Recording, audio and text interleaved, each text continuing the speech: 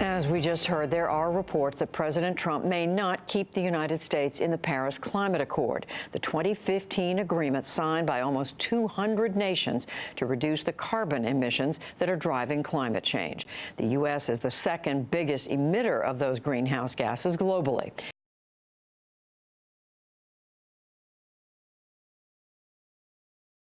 The Paris Climate Accord is simply the latest example of Washington entering into an agreement that disadvantages the United States to the exclusive benefit of other countries.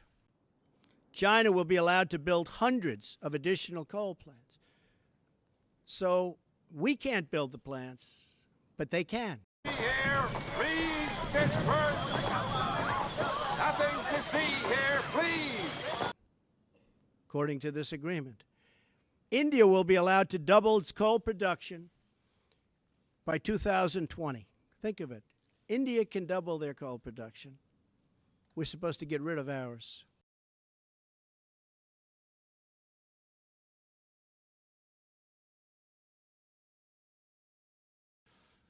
I cannot in good conscience support a deal that punishes the United States, which is what it does.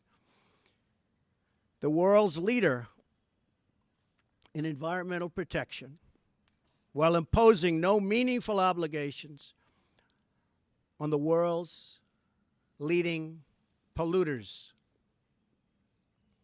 For example, under the agreement, China will be able to increase these emissions by a staggering number of years, 13. They can do whatever they want for 13 years, not us.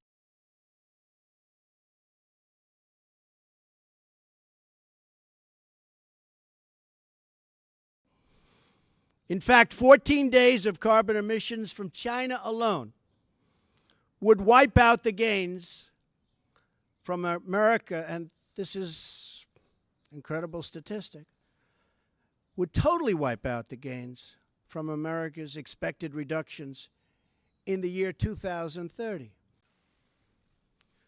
This agreement is less about the climate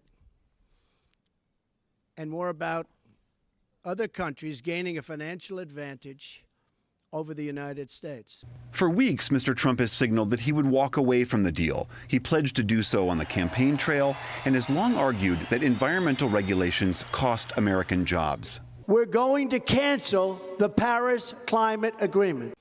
Even if the Paris Agreement were implemented in full, with total compliance from all nations, it is estimated it would only produce a 0.2 of 1 degree, think of that, this much Celsius reduction in global temperature by the year 2100.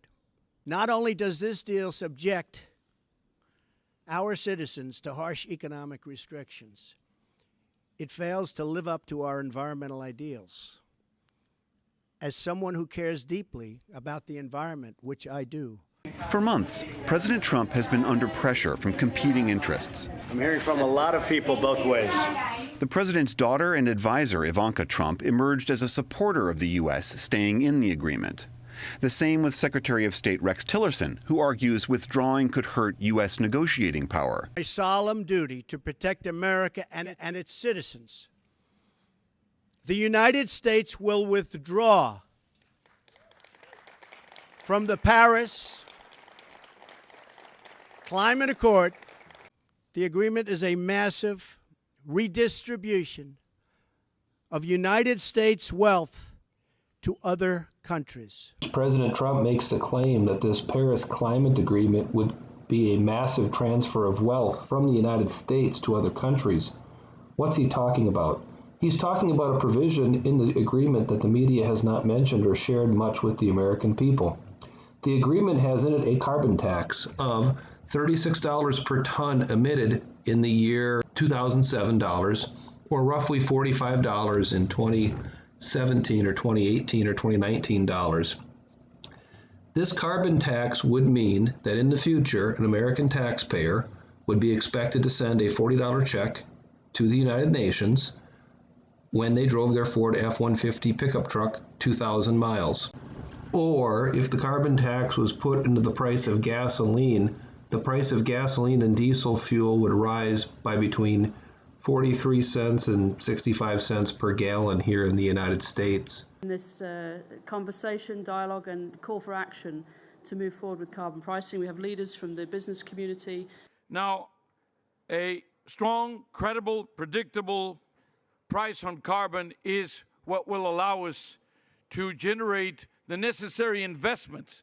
The price has to do not just with penalizing the enemy. We know that the enemy is carbon, and we know its ugly face. We should put a big fat price on it in order to penalize it, but it's also because it will allow for the investors to make their own investment decisions to substitute for carbon on the medium and long term. But begin negotiations to re-enter either the Paris Accord or in really entirely new transaction on terms that are fair to the United States, its businesses, its workers, its people, its taxpayers. So we're getting out, but we will start to negotiate, and we will see if we can make a deal that's fair. Even Europe is allowed to continue construction of coal plants. In short, the agreement doesn't eliminate coal jobs. It just transfers those jobs out of America and the United States and ships them to foreign countries.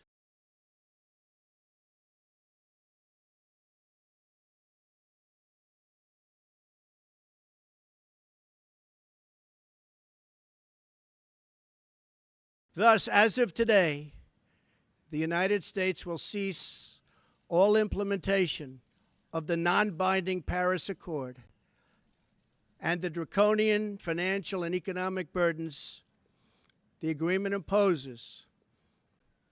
Compliance with the terms of the Paris Accord and the onerous energy restrictions that is placed on the United States could cost America as much as 2.7 million lost jobs by 2025, according to the National Economic Research Associates. This includes 440,000 fewer manufacturing jobs, including automobile jobs, and the further decimation of vital American industries on which countless communities rely.